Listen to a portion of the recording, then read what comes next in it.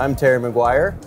Welcome to the New Tech Machinery YouTube channel. I'm here at Vegas, MetalCon 2023, and with me is Adam Mazzella. Today we're going to talk about what's going on in the metal roof and metal wall market based off of all the feedback we're getting here at MetalCon, both from a material supply side and a machinery supply side. So Terry, what are you seeing happening in the metal roll forming, the metal construction market from a machinery standpoint? What's the feedback you're getting at this show? You know, we've really been extremely busy.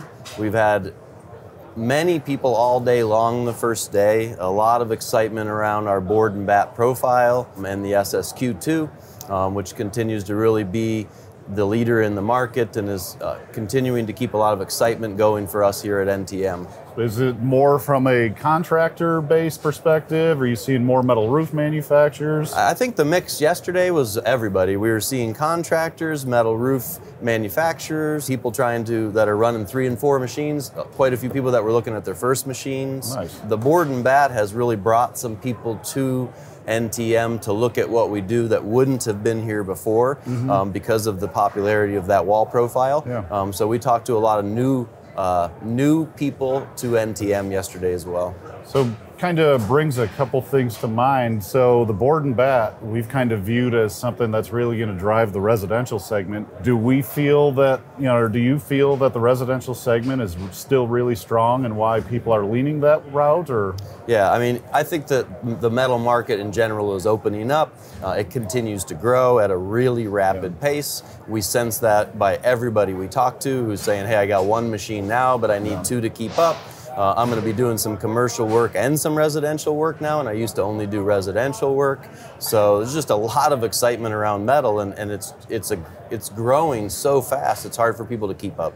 In terms of a show like this, and are you talking to people that need to spend money from like a bonus depreciation, IRS Section 179 perspective?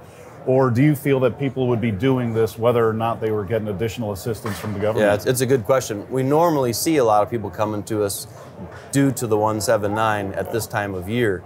But I think everybody I'm talking to would be in front of us anyways. They're just extremely busy and they're trying to find ways to control their market even more or become the gorilla in their market. Or they're really just trying to bring something to an area that people don't already have.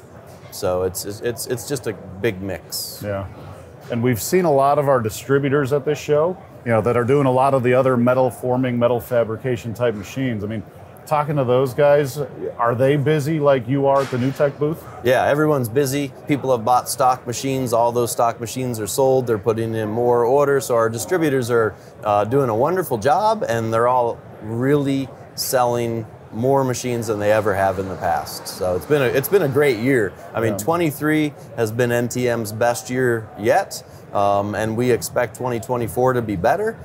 So Adam, we've been talking about how busy NTM is on the machinery side of this. How are you feeling like things are going from a material side, a coil side? What's going on in the steel market is not really indicative of what's going on in the metal construction market. So the steel market, from a supply standpoint, is really impacted by the United Auto Workers Union strike right now. That's causing some pricing pressure down. We're starting to see that actually rebound in the last literally 48 hours. The demand on the metal construction side is still very strong. We've seen some dips, in a market kind of scenario, but most markets are still remaining strong, particularly on the residential side. So we've been talking about some of the new stuff that we have at New Tech Machinery. What are you seeing from a materials coil standpoint that's new at this show that you didn't have last year? Yeah, for sure. So there's obviously the board and bat, but on the Sheffield metal side, we're releasing our Coreline product line. It's 5 finishes that are textured low gloss PVDF. So we're really excited about that. You're usually going to see that as like a crinkle or a wrinkle finish. That's something you see in a SMP or a silicon modified polyester. So same PVDF, same warranty, but you start to get that textured feel on it. It's also low gloss. So really tapping into some of the market trends. Additionally, other things that I'm seeing, a lot of people are really excited about the residential push and the residential market. Commercial sort of had a pretty big swing back in the last couple of years, and that's sort of flattened out now. And I think residential is going to continue to remain strong for some time. Yeah. With that particular coil that you were talking about, is that a residential product or more of a commercial product? Where do you think that's going to end? We're actually seeing it for both. Obviously, the commercial side's going to take a little bit longer. That's a longer cycle because it's got to go to architects. It's got to get specified. It's going to be a longer cycle to get there commercially, but I see it being very popular for both.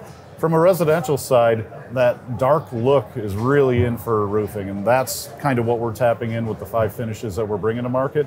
Is we feel strongly that those 5 are really going to be popular and really kind of scratch that itch from a residential perspective. We're running that on the board and bat here at the show. Yeah. And the thing that I notice about that material is that it's going to hide any imperfections, whether that be from the machine or after the fact and weather. It seems like a really great product, and it feels like almost has a bed liner feel to it. Like a little grit to it. Yeah, a little bit of a grit. Yeah, and that was the concept. You know, a lot of the SMP crinkle finishes you see are glossier, they're brighter. This is actually going to be a low gloss, so it is going to help hide some of that oil canning, some of the things that you might see where the fasteners attach, things like that in a typical metal roof installation. Yeah. Since Elvis has started here, we're going to let you get back to whatever you're doing, and we're going to get out to the show and see what else comes up. I'm excited to have you here, and thank you.